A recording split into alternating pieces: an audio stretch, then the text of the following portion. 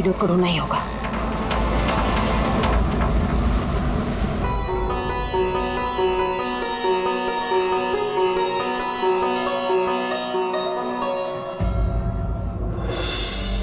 अरे प्रीति बेटा, ये विनोद कहाँ चला गया? तुम्हें कुछ बोल के गया है क्या? नहीं बाबा। अजीब लड़का है, गणपति के दर्शन करवाने खुद लेकर आया जिद करके और खुद ही गायब हो गया। अब बाबा आप शांत हो जाइए। जाओ देखो मैं अभी जाके देखती हूँ। हाँ जाओ।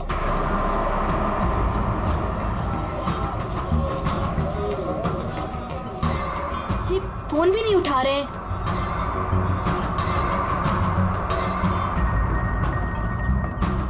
बाबा। हेलो प्रीति, अरे बेटा कहाँ हो तुम? हाँ मैं घर तक आई हूँ विनोद भैया को लेने, बस 2 मिनट में उन्हें लेकर आ रही हूँ। बेटा देखो आरती का वक्त हो रहा है, तुम विनोद को लेकर जल्दी आ जाओ। भैया।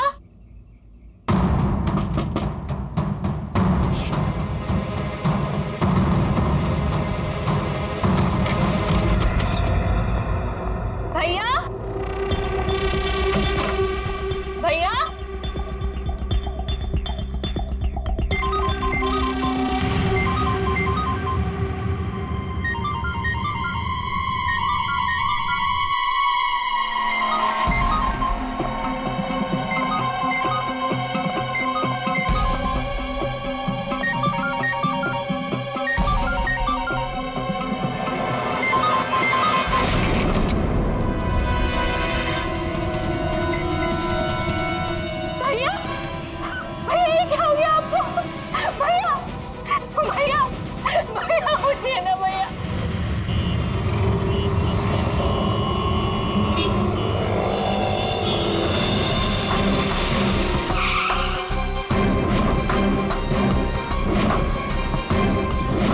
तो आप सब लोग गणपति दर्शन के लिए पंडाल गए थे, जहाँ से विनोद ने आप में से किसी को कुछ बताया नहीं और वहां से चला गया।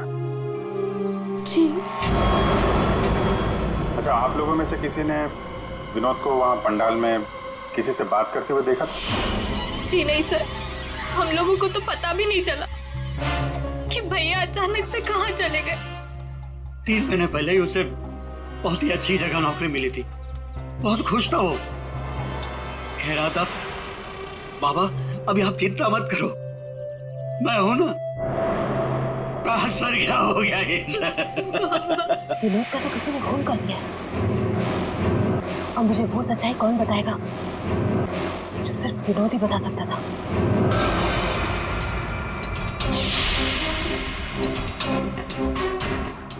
सर सीने में घाव का निशान, देखकर लगता है कि गोली लगी, लेकिन अजीब बात यह है कि गोली शरीर से बाहर निकली नहीं, शायद अंदर ही रह गई। तो प्रीति के यहाँ आने से पहले कोई तो था जिसने विनोद पे गोली चलाई और यहाँ से भाग गया। हम अगर अंदर आया कैसे? ये दरवाजा तो प्रीति ने खोला था, कोई फोर्स एंट्री का निशान भी नहीं है। उन्हीं अंदर आया कैसे? 10 मिनट। विनोद जब घर आया और प्रीति ने दरवाजा खोल के जब इसकी लाश देखी, इसके बीच में सिर्फ 10 मिनट का फर्क है और इतना ही टाइम खूनी के पास भी था। अभिजीत, कहीं ऐसा तो नहीं कि उस खूनी ने विनोद के ऊपर हमला किया यहाँ घर के बाद और विनोद की मौत हुई घर के अंदर जाने के बाद? नहीं सर, जब विनोद आया था तो मैंने उसे देखा था, वो बिल्कुल ठीक था और उसे चोट भी नहीं लगी थी। तो आखिरी बार विनोद को आपने देखा था? शायद। आप कौन है? ये इनकी पड़ोसन है। और आप कौन है? मैं सपना, प्रीति और विनोद की दोस्त। सर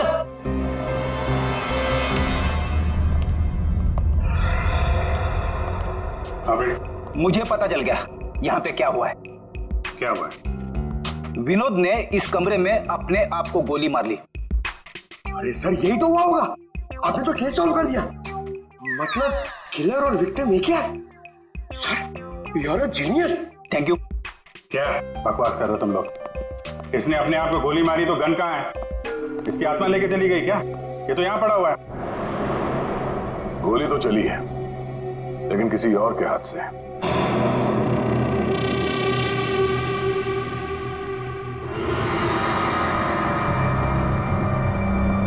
इसकी उंगली तो चली हुई है।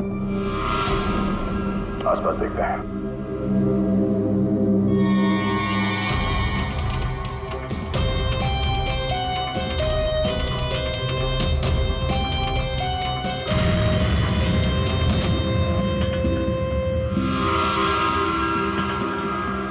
चली हुई थी।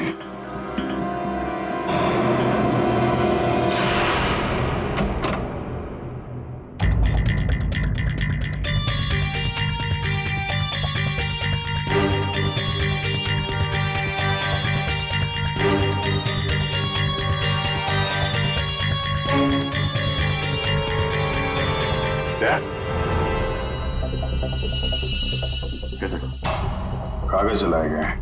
शायद इस विनोद ने जलाया होगा, तभी उसकी उंगली जल गई। है क्या इस कागज में?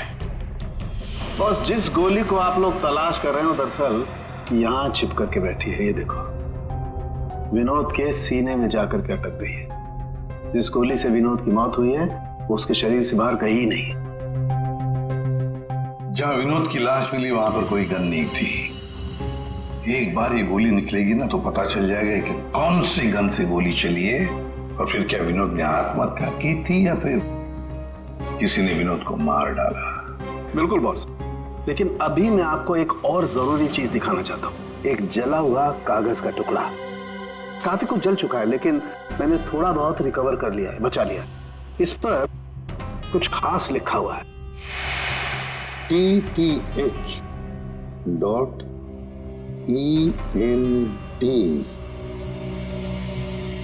क्या हो सकता है सर ये? TTH.ENT एंटरटेनमेंट या फिर एंटरप्राइजेस?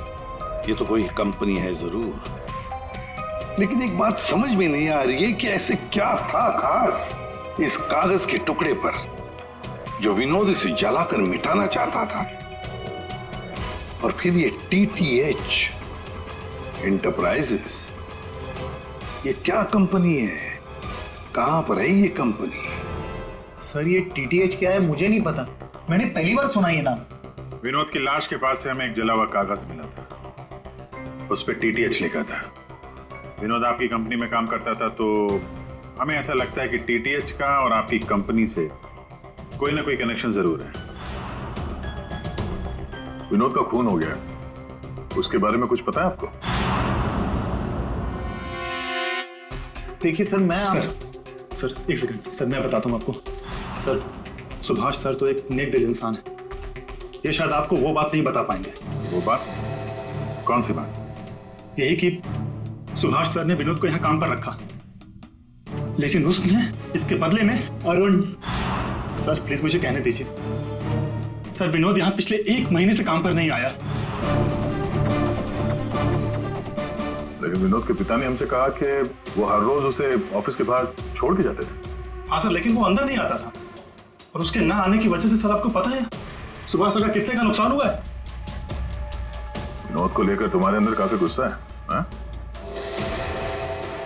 तुम हो कौन और ये तुम्हारे चेहरे पे क्या हुआ? सर मैं अरुण, मैं यहाँ पे काम करता हूँ।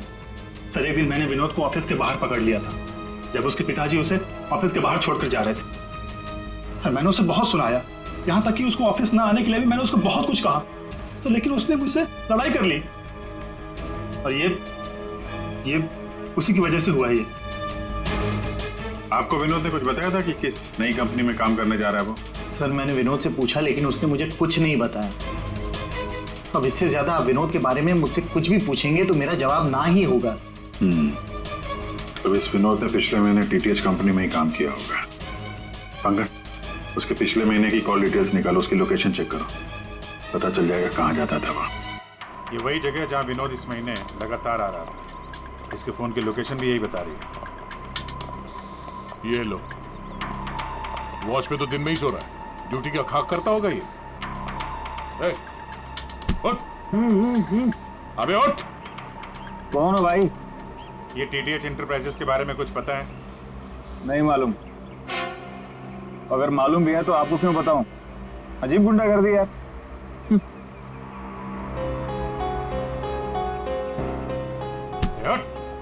क्या है? सीआईडी से हम लोग। Sorry sir.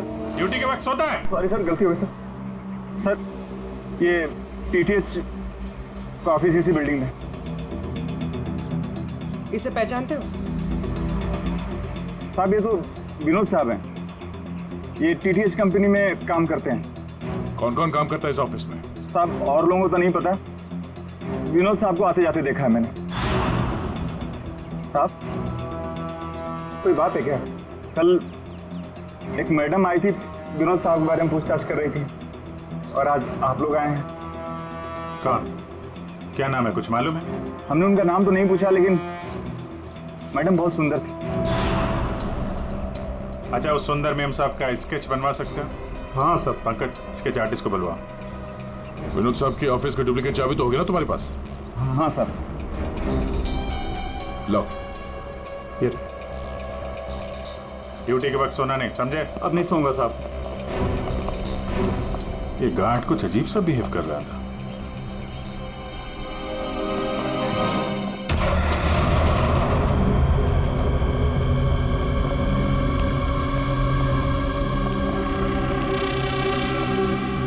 ये ब्लूम, सारे बॉक्स में ब्लूम ब्लूम लिखा हुआ है।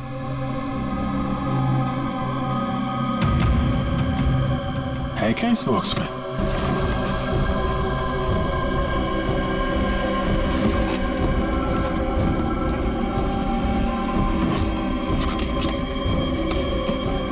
खाली बॉक्स यहाँ पे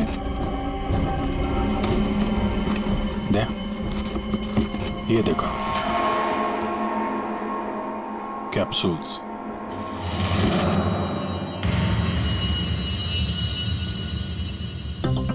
कहीं ये विनोद मेडिसिन वगैरह तो नहीं सप्लाई करता था?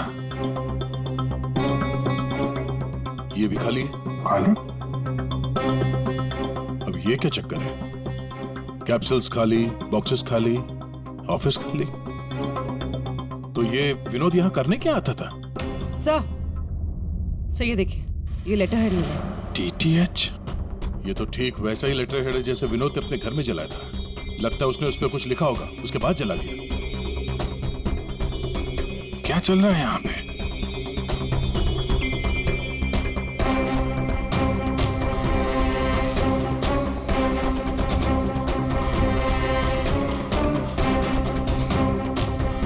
सर? हाँ पूर्वी? सर ये देखिए,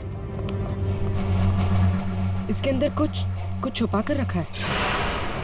क्या निकालो? देखो ऑन होता है क्या? ऑन करो। ये तो किसी जगह का सीसीटीवी फुटेज है। लाइव है यार ये तो। इसका मतलब है विनोद यहां से इस जगह पर नजर रखे हुए था। कोई फैक्ट्री या वेयर हाउस लग रहा है। सर! स्केच! आखिर ये लड़की है कौन और क्यों पड़ी थी विनोद के पीछे? बस विनोद के शरीर में, उसकी छाती के पास में जो गोलियां में मिली है, विनोद की मौत उस गोली से नहीं हुई। क्या? ये तो क्या बोल रहा है सारुण के? अगर उस बुलेट से मौत नहीं हुई विनोद की तो फिर कैसे? देखो बॉस, मौत कैसे हुई ये तो पता नहीं, लेकिन उस गोली से नहीं। देखो, जब गोली शरीर के अंदर घुसती है तो बहुत ज्यादा स्पीड में आती है, लगभग 700 किलोमीटर पर सेकंड की स्पीड से, और उसके सामने जो भी चीज आती है उसे डैमेज करती हुई जाती है। लेकिन विनोद की बॉडी में ऐसा कोई डैमेज नहीं। ये गोली जहां पर मिली है उसके आसपास के टिश्यूज भी डैमेज नहीं है। ये कैसे हो सकता है? एक और बात, ये देख रहे हो टुकड़े? हाँ, ये टुकड़े मुझे वहां से मिले जहां विनोद को गोली लगी थी, उस घाव के पास में से। है क्या ये? कैसे पहुंच गए? अभी तो पता नहीं है, लेकिन ऐसे बहुत सारे टुकड़े हैं। इन सबको जोड़ना पड़ेगा, फिर देखना पड़ेगा कि टुकड़े कहां से आए, ये टुकड़े हैं किस चीज के।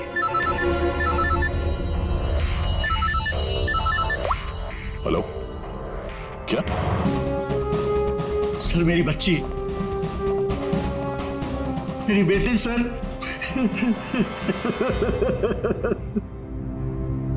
आपकी बेटी प्रीति कब गायब हुई? आज शौक सभा रखी थी, उसके बाद पता नहीं प्रीति कहाँ चली गई। तो आपने उसका फोन नहीं ट्राई किया? किया था, लेकिन उसका फोन स्विच ऑफ आ रहा है। पहले बेटे का खून होता है और अब बेटी गायब हो गई। कोई तो है जो इनके परिवार को नुकसान पहुंचा रहा है। आपने बताया कि आपके घर पे शोक सभा थी तो काफी लोग आए थे, तो उन सब के बीच में से आपकी बेटी प्रीति गायब हो गई और आप लोगों को पता नहीं चला? और वहां पे जितने लोग थे उन लोगों ने कुछ नहीं देखा? पूर्वी जरा चेक करो, इनके घर के आसपास कोई सीसीटीवी कैमरा वगैरह लगा है क्या? शायद फुटेज से पता चल जाए। सर, ये कौन सी विपत्ति टूट पड़ी है सर मेरे परिवार पर। पहले मेरे बच्चे का खून हो गया और अब मेरी बच्ची नहीं मिल रही है सर, मेरी बच्ची। देखिए, हमें ये पता चला है कि आपका बेटा विनोद अंधेरी के एक ऑफिस में भी काम करता था। वहां क्या काम करता था आपको मालूम है? अंधेरी? नहीं सर, आप लोगों को जरूर कोई गलतफहमी हो रही है। विनोद का ऑफिस तो बांद्रा में था और वो वहीं पर जाता था काम के लिए। इसका मतलब है विनोद ने आपको अपने दूसरे काम या दूसरे ऑफिस के बारे में कुछ नहीं बताया था? हो सकता है उसने ये बात आपको जानबूझ के ना बताई हो। और शायद आपकी बेटी प्रीति उसको इस बात की जानकारी थी, क्योंकि विनोद के खून के तार कहीं ना कहीं उसके इस दूसरे ऑफिस और टीटीएच कंपनी से जुड़े हुए हैं। और ये सब अब प्रीति के मिलने के बाद ही पता चलेगा। सर, यही वो कार है जिसमें प्रीति और वो दूसरी लड़की गए। घर के पास जो सीसीटीवी लगा था उसमें भी एक कार थी। सर, ट्रैफिक पुलिस ने इस कार को यहाँ पर ट्रेस किया और हमें इन्फॉर्म किया। गाड़ी तो खुली है।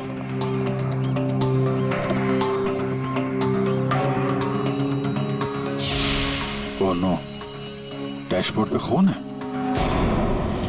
सर, हो सकता है प्रीति के साथ हाथापाई हुई हो और ये खून उसी का हो। बड़ी अजीब जगह है सर, हो सकता है कि प्रीति को यहीं कहीं आसपास रखा हो।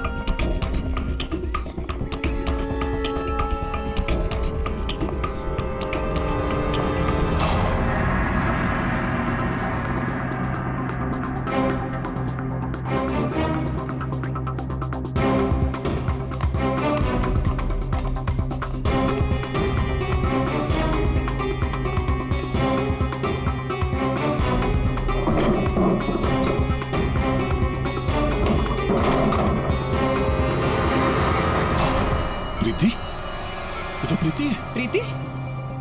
प्रीति? यहाँ तो कोई भी नहीं। प्रीति? प्रीति? प्रीति?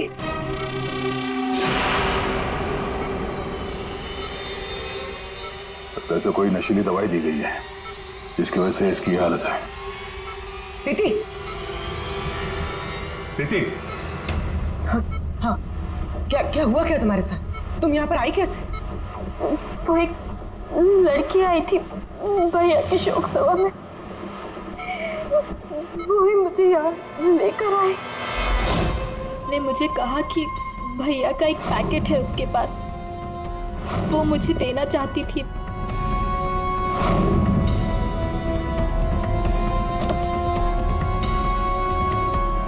वो पीछे रखा है। अंकल, वो स्केच दिखाना है इसको। ये लड़की थी वो? हाँ, ये वही लड़की है। मेरे हाथ। तुम्हारे हाथों ने काम करना बंद कर दिया है और फिर धीरे धीरे तुम्हारा ये सारा शरीर पैरालाइज्ड हो जाएगा। तुम्हारी जान बच सकती है, लेकिन उसके लिए तुम्हें मुझे ये बताना होगा कि विनोद का पार्टनर कौन था। भैया को फोन पर बात करते हुए सुना था। ये विनोद का साथी कौन है? कहीं इस पूरे साजिश में विनोद का ये साथी भी शामिल तो नहीं? और वो औरत विनोद के पार्टनर को क्यों ढूंढ रही थी? तुमने बताया कि विनोद ने किसी फैक्ट्री के बाहर उसके साथी को मिलने के लिए बुलाया था। तो कहीं ये वही जगह तो नहीं जो हमने सीसीटीवी फुटेज में देखा था उस विनोद के लैपटॉप में? तो विनोद उस आदमी से फोन पे बात कर रहा था, तो तुमने कुछ सुना था? कुछ याद आता है? कोई नाम, कोई जगह का नाम? हाँ, गोरेगांव का नाम लिया था। गोरेगांव। पंकज, सीसीटीवी फुटेज में जो जगह देखी थी हमने वो गोरेगांव में हो सकता है, ढूंढो। फैक्ट्री, ये लड़की और अब विनोद का साथी, केस तो उलझता ही जा रहा है। एक बार उस जगह के बारे में पता चल जाए अपने आप सुलझ जाएगी। पूर्वी, इसको हॉस्पिटल ले जाओ। सर, ये केस तो काफी टेढ़ा है। एक के बाद एक नए चेहरे सामने आ रहे हैं। असली खूनी कौन है इसका तो पता ही नहीं चल रहा। पहले इस विनोद का खून कर दिया जाता है, वो भी एक बंद घर के अंदर, ना कोई गवाह ना कोई सबूत। इस विनोद के बारे में पता करते हैं तो यह पता चलता है कि वो एक नहीं दो नौकरियां करता है और इसके घर वालों को उसके बारे में कुछ नहीं पता। और ये अपने दूसरे ऑफिस से किसी फैक्ट्री पर नजर रख रहा था। और सर, ये लोग, ये सारे लोग इस पूरी साजिश का हिस्सा हो सकते हैं, पर असली खूनी अभी भी हमारी पहुंच से बाहर है। और ये वॉचमैन उसी बिल्डिंग में विनोद ने पिछले 1 महीने से ऑफिस ले रखा था और इसे कुछ नहीं पता। विनोद ने पैसे देकर मुंह बंद कर दिया था इसका। और सर, ये अरुण, इसकी तो किसी छोटी सी बात को लेकर विनोद से हाथापाई भी हुई थी। बात मारपीट तक पहुंच गई थी। और ये सुभाष, विनोद की पहली कंपनी का मालिक, 1 महीने से विनोद ऑफिस नहीं जा रहा था, पर इसे कोई फर्क नहीं पड़ता। और अब ये गुमशुदा पार्टनर जिसे ये लड़की ढूंढ रही है, जिसे किसी ने नहीं देखा, और विनोद के इस दूसरे ऑफिस के बारे में ये गुमशुदा साथी किसी को कुछ पता होगा। और ये भी हो सकता है कि ये गुमशुदा पार्टनर विनोद का असली खूनी हो। अभी हमारे एक सवाल का जवाब नहीं मिला है। विनोद का खून किया क्यों गया होगा? मुझे लगता है अपने सारे सवालों का जवाब उस फैक्ट्री में है जिस पर विनोद सीसीटीवी कैमरे से नजर रखे हुए था।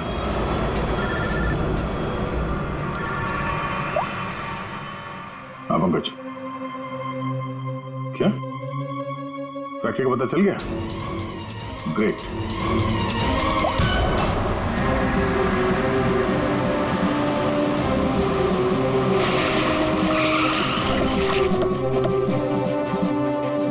सर, ये फैक्ट्री कई दिनों से बंद पड़ी है सर।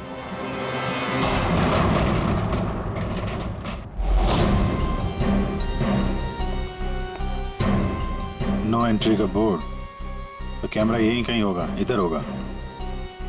ये रहा। ब्लूम?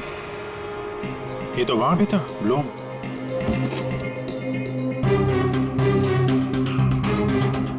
सर, ये तो वही कैप्सूल्स है जो हमें विनोद के ऑफिस में दिखे थे।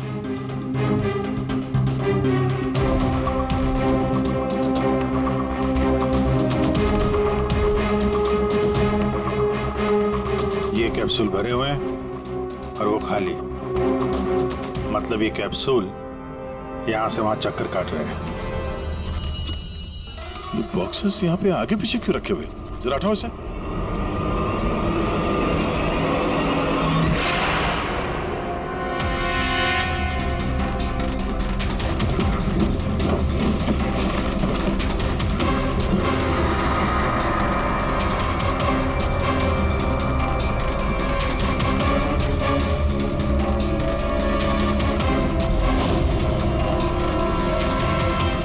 कौन हो सकती है लड़की?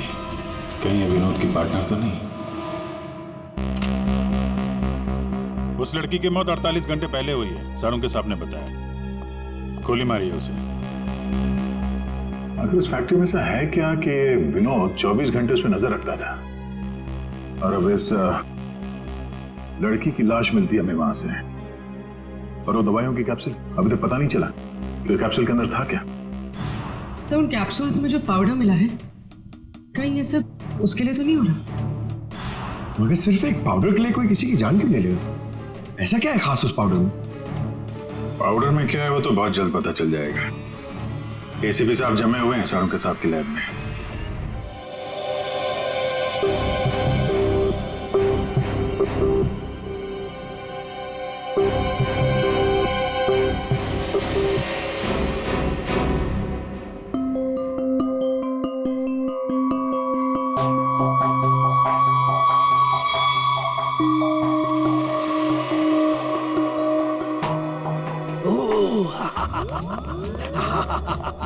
ओ मोना, ओ टोना।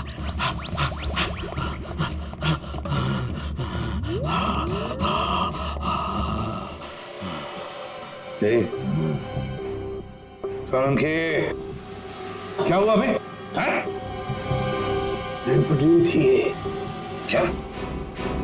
ये एक तरह की नशीली दवाई है।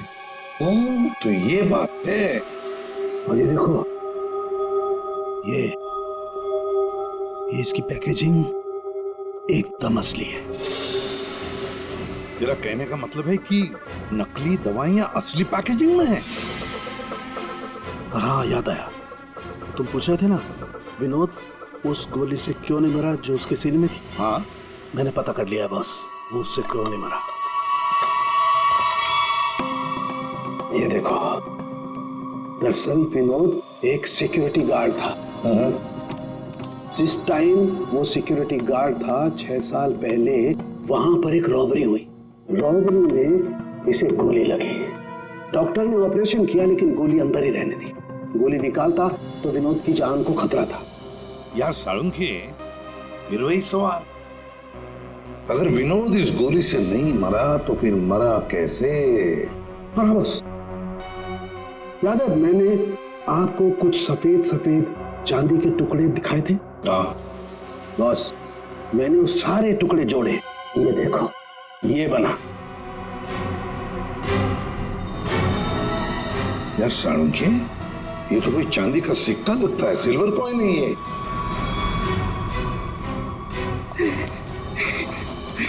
बच गया। फैक्ट्री का मालिक सर यहाँ पे आने के लिए राजी नहीं था। अपने तरीके से समझाया तो मान गया बेचारा। देखिए सर, ये गलत है। मेरा हाथ नहीं हिल रहा, गर्दन नहीं मुड़ रही। ये कोई तरीका नहीं है समझाने का। अब ना समझ को दया इसी तरह से समझाता है, समझे? अब बताओ, क्या चल रहा है तुम्हारी फैक्ट्री में?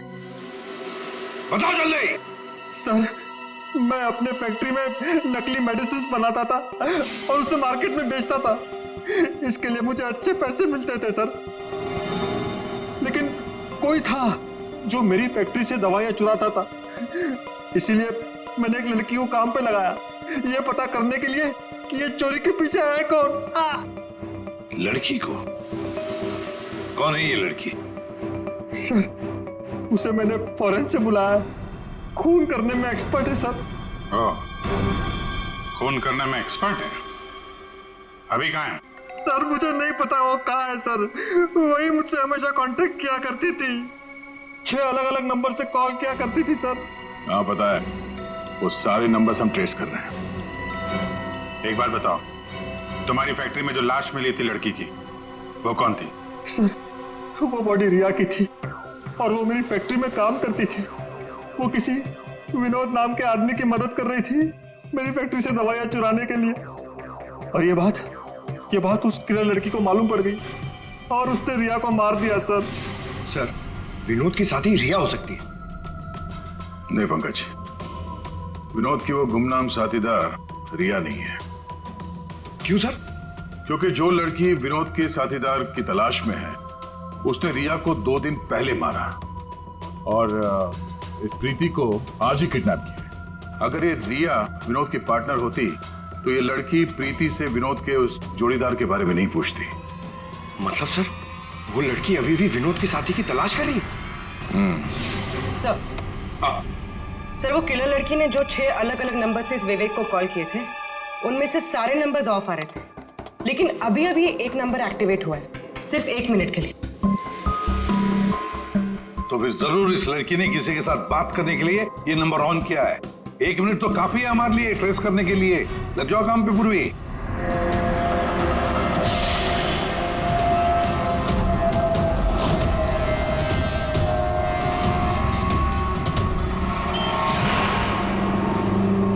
वो किले लड़की अभी अभी अंदर गई है मेरे सामने से।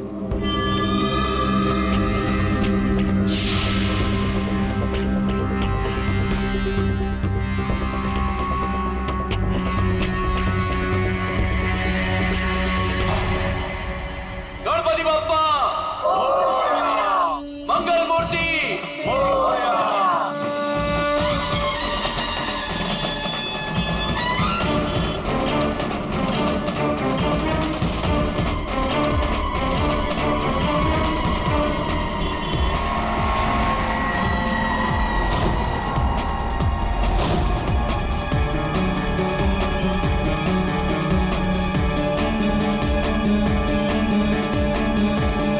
ये सपना अभी अभी अंदर गई है।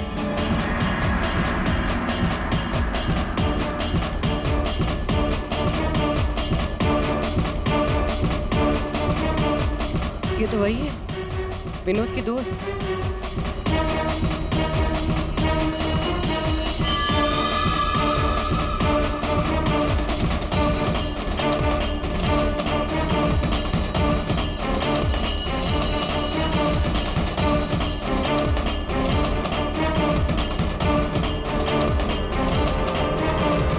इसमें मैं सारा माल लाई हूँ। मैं खरीदने से पहले चेक करती हूँ।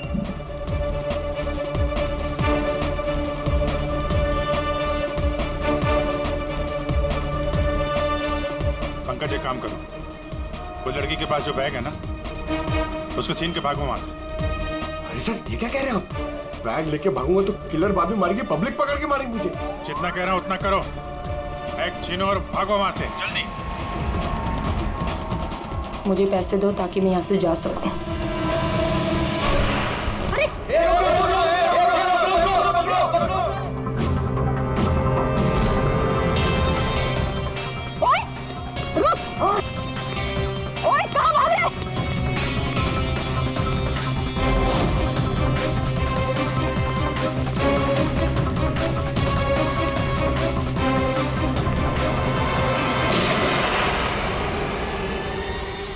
अबे ओ घोचू, चल चल वापस कर, जल्दी कर। छोड़ कर।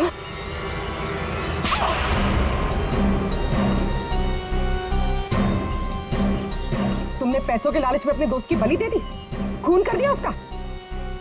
ठीक गलत है। मैं और विनोद तो साथ में काम किया करते थे। मैं रिया की हेल्प से नकली दवाइयां चुराती थी और विनोद उन नकली दवाइयों को बॉस तक पहुंचाता था। और इस काम के लिए बॉस हमें ढेर सारे पैसे देते थे। कौन है तुम्हारा बॉस? सब वो तो हमें नहीं पता, क्योंकि विनोद ही उनसे डील किया करता था। प्लान बहुत अच्छा था, विनोद को रास्ते से हटाकर नकली दवाइयों का धंधा खुद चलाना। हाँ? मेरा विनोद की मौत से कोई लेना देना नहीं। हाँ सच है कि उसकी हत्या के बाद मैं थोड़ा डर जरूर गई थी, और इसीलिए जितना भी माल मेरे पास बचा था सबको बेचकर मैं ये शहर छोड़ना चाहती थी, और इसीलिए मैं यहाँ पर आई थी। और तुम तो मौका ढूंढ रही थी ना विनोद को मारने का, इसीलिए रखा गया था ना तुम्हें? नहीं सर, विनोद को मार के मुझे क्या मिलेगा? बल्कि मैं तो विनोद से वो चुराई गई दवाइयों के बारे में भी नहीं पूछ पाई। उससे पहले उसका खून हो गया। अच्छा, तुमने नहीं मारा, तुमने भी नहीं मारा, तो अपने आप मर गया वो। आपने हमें यहाँ क्यों बुलाया सर? क्योंकि आप सबके पास विनोद को मारने का एक कारण है, और उसके लिए आप विनोद का खून कर सकते हैं।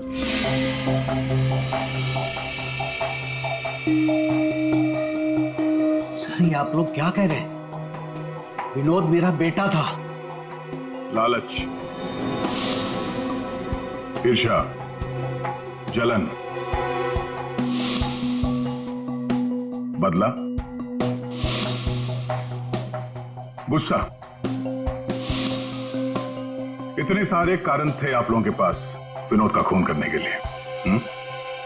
सर, विनोद मेरा भाई था, हम क्यों मारेंगे उसे? आप लोगों को विनोद भैया का कातिल नहीं मिल रहा, इसलिए आप लोग हमें फंसाने के लिए कहानी बना रहे हैं। विनोद का खून हमें मिल चुका है। विनोद का खून एक सिल्वर कॉइन से हुआ है, एक चांदी के सिक्के से, और ये है वो चांदी का सिक्का। सर, इस चांदी के सिक्के से? इससे कोई किसी को कैसे मार सकता है? जी हाँ, हमें भी यही लगता था कि एक चांदी के सिक्के से कोई किसी की जान कैसे ले सकता है, लेकिन हमारे फोरेंसिक सर्जन डॉक्टर साळुंखे, उन्होंने जब इसे अच्छी तरह से देखा तो उन्हें मिला इस कॉइन के अंदर एक छोटा सा छेद, और उस छेद के अंदर था एक बॉम्ब।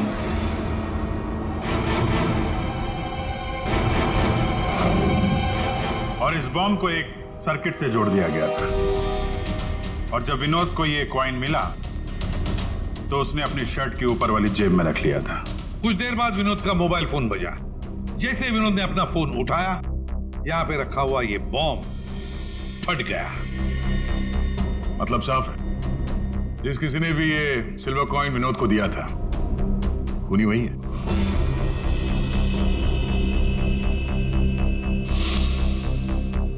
किसने दिया होगा ये कॉइन?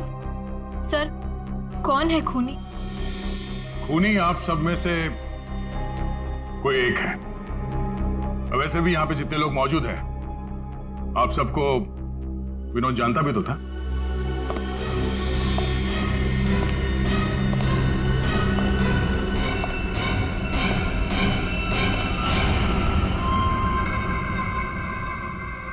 क्या बात है सर, आपने मुझे बुलाया? अरे सुभाष जी, आइए आइए आइए, आपका ही वेट कर रहे थे हम लोग। क्या केस जरा उलझ गया है, आपकी थोड़ी मदद चाहिए थी। हमारे पास कुछ है जो शायद हमें लगता है कि आपका है, और ये है वो चीज।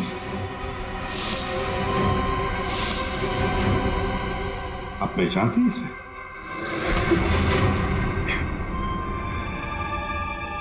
विनोद को तो तुमने ये सिल्वर कॉइन गिफ्ट किया, रिटर्न गिफ्ट भी ले जाओ।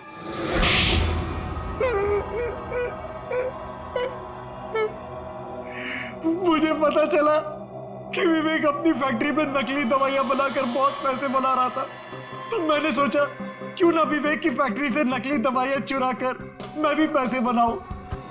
इसके लिए मुझे एक आदमी की जरूरत थी जो उसकी फैक्ट्री से ये दवाइयां चुरा सके।